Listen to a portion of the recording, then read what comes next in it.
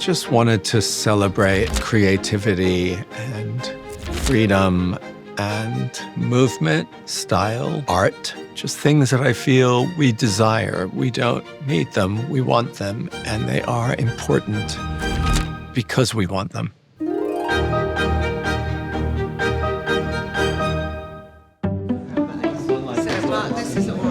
Hi, everyone. So the way we usually do this is we start with the front, and then we move to the well, and then as the big reveal at the end, we look at the cover, or in this case, covers.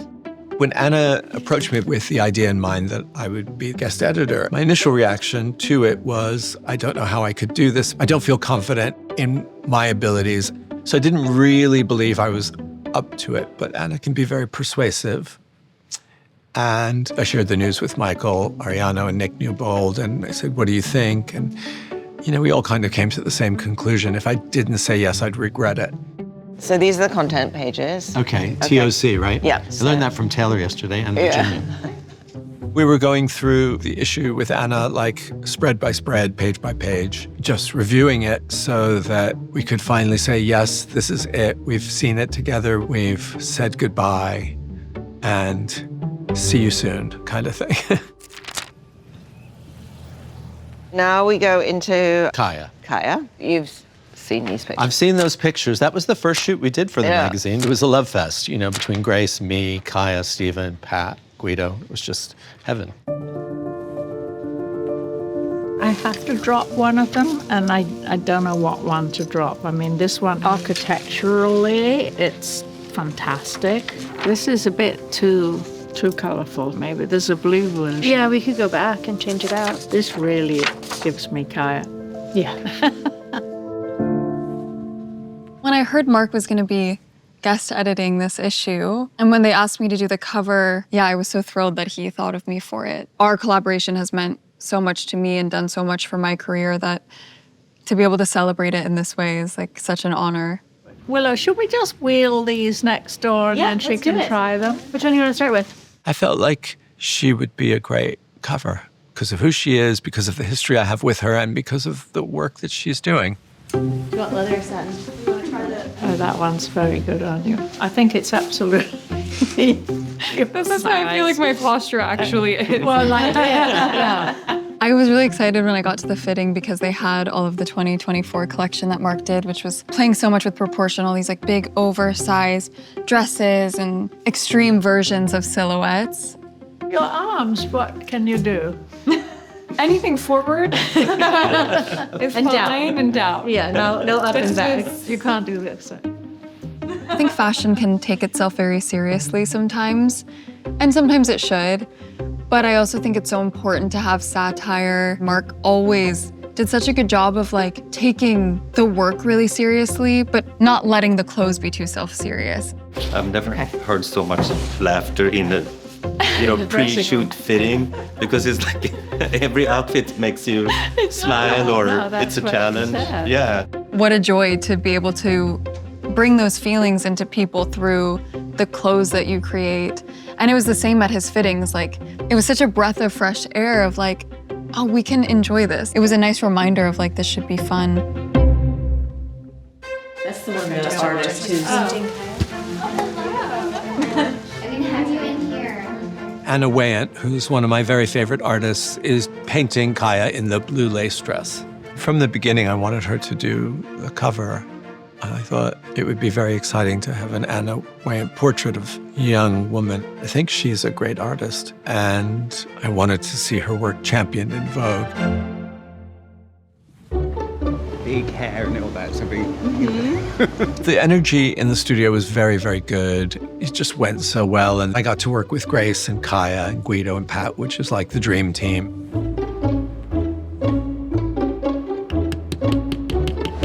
Well, we've decided the hair needs to be fuller. For the second half. We're joking. It's like 3 wigs that have been sewn together. I kind of wanted this kind of sort of ledge, so Kaia has a very sort of long neck in the picture. And because the kind of the clothing is so exaggerated, I wanted the hair to be exaggerated too. Guido is I usually refer to him as a sculptor more than a hairstylist. This would be good on the lips as well, right? Word. Major. And then Pat, the same way, like she truly is an artist. I just have so much trust in both of them. I go in and I'm like, I am your canvas, you can do whatever you want. And I'm always so blown away. So much of the things that I've learned about beauty, and I use the word beauty, but it's really like art, is from collaborating with them. This is what I narrowed it down to. But no, but you can't, because you've got to do that as well, right? Well, I can do 7 because I can do 6 plus a cover. The cover is by, I think, the greatest fashion photographer we have, Steven Meisel. He's so fast. He knows exactly what he wants. And it's just like, we've done 3 of 6. I think you're seeing what it is because Kaia's been created in this very stylized version of herself, and she's putting on these clothes, which are very stylized versions of icons. She's in front of a colorful backdrop, and Steven's just shooting her in these wonderful positions and poses, which are very playful, but still done in a very sophisticated way. There's nothing wacky or zany about the pictures. They're actually just very beautiful portraits and fashion pictures. In the middle of November, right after the election, whichever way it goes, I'd like to put something out that's about fashion, about creativity, and about the joy of making things, creating things, seeing them come to life. So no matter what happens in the world, politically or otherwise, it's essential that creativity continues and that we make and move and find joy in everything we do. And this? Okay, I love. Did you read it? Well, I think Jeremy O'Harris. Yeah, no, it's Jeremy, but he wrote a piece about wearing a corset, which is a bit of a stretch when you look at it with the nails, but we're working on it. I don't think Vogue really does those beauty features so much anymore. But one of the things that I always loved about Vogue were these incredible pen images, which I did want some of that spirit. I wanted a kind of real focus on 2 things that I feel are very exciting in the beauty world. And one of them is lashes and the other is nails. With going to Jeremy, what we talked about is this idea of desire, and whether it's a dress that Venus Williams couldn't sit down in at the Met. It's like when you have to have something because it's that desirable to you. There are lashes you can't see out of, there are nails you can't pick things up with, and the corsets you can't breathe in, dresses you can't sit down in, so we just need heels to make you can't run in. a little bit more, Make that point. yeah. Let me get shimmer for the shoulder. As I was describing it to Taylor, you know, I felt, I like this idea of impossible beauty. And what I kind of meant by that is that I've heard this so many times. Like, we used to, the head of production, Danuta, at our office would say, like, but she can't raise her arm because the armhole's too tight. You can't walk in those heels because they're too high. You know, you can't use a computer or laptop because you've got long fingernails. Like, so I just thought, like, why do we do this? Like, why do we do this to ourselves? You know, why would they put themselves in danger by wearing a dress or a heel or a nail? And the answer is that because you just love them so much that it's not form following function. Wow, beautiful. That's amazing. Wow. Amazing. Okay, you've got to place the nails a little bit. Yeah. This has to do with desire and wanting something so much that you're willing to put up with, you know, the discomfort. Can you explain the thinking here?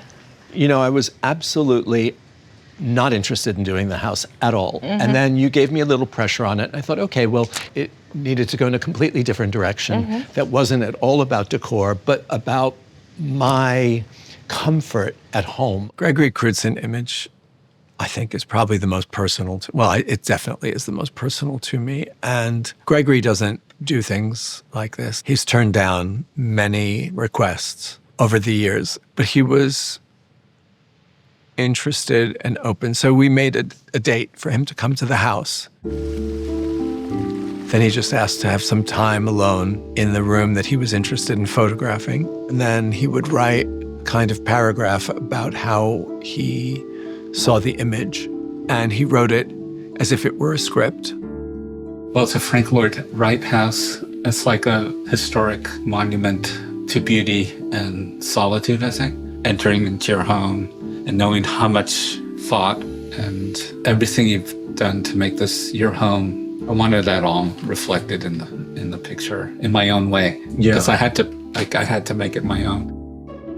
The logistics started, and it was a team of, I think, 40 or more people, and there was all kinds of machinery and lighting equipment. And then Rahel came in, and she brought all these different flowers that she knew I would like. And then Gregory chose the vase with the flowers and the robe and the blanket. The blanket run-through was also a thing. You know, what blanket would Charlie have that would show some suggestion of his body, but not be too big, not too small, be the right color? Like, just, there were a lot of those. Then it came time to shoot, and that was also, late in the day. Gregory was like, we only have a 45-minute window for the light in the house to match the light outside of the house, and then there were people running around with fog machines. And then it's chaotic. There's like big machines, and there's big lights, and there's generators. But at the end of it, if it all works, it's so quiet, so peaceful. Focused on Charlie. Focus is on Charlie. We're shooting Charlie. And hold. Shooting. Nice. And then, you never know if you're going to get it. I was slightly guessing, but when you sat in that chair and then just got that expression, I was like, oh yeah, that's it. In my imagination, the care, the nurturing, and, all that goes into raising a beautiful kid is like the way I feel we've approached this project. Yes. We had to take care of it. We had to be patient with it, et cetera. And then we get you to preserve all of those feelings and all that thinking in one image. Yeah. Okay, so now we go into Yay. portfolio. Look, Broadway, we love. We did this great dance portfolio and tried to capture, the movement and the emotions of different styles and types of dance. I know you prefer this picture. I totally prefer this picture, and you don't. No. So do we flip a coin? That's a good solution. On the list of things we wanted to portray was a very particular type of avant-garde dance. And there was a model, and her facial expressions were verging on the grotesque, but beautifully.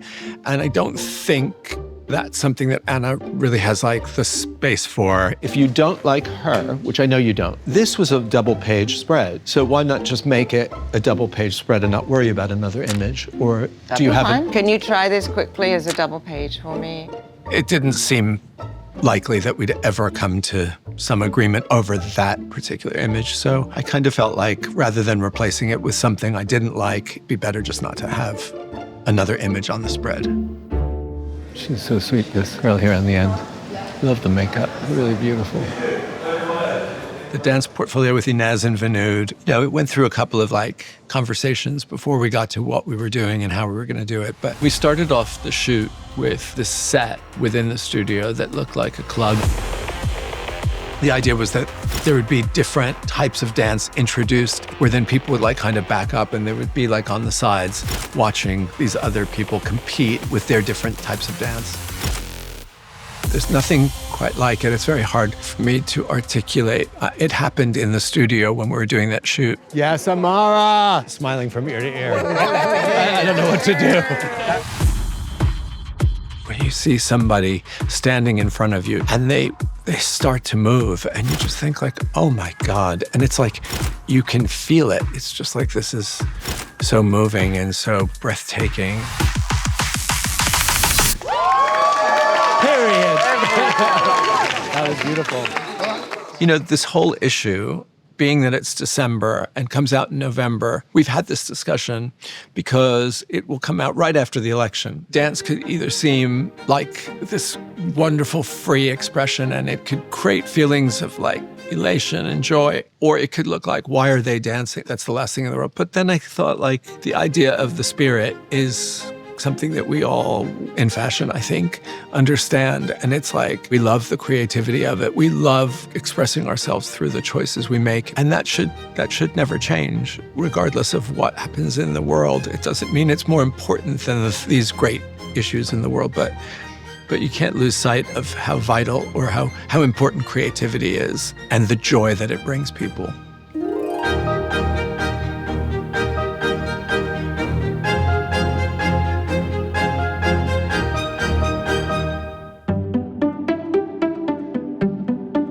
And this is just amazing, I think.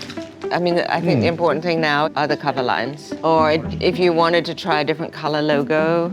No, the white's nice. I like the white. You were right, like this is a better... I like it. Yeah, no, I think it's better than the headshot. It is. So, it's fashion. I am very excited about this issue. If you'd asked me ever in my whole lifespan, I never would have thought I would be a guest editor at Vogue. I mean, I never thought I'd ever even have a dress in Vogue, let alone be the guest editor of Vogue.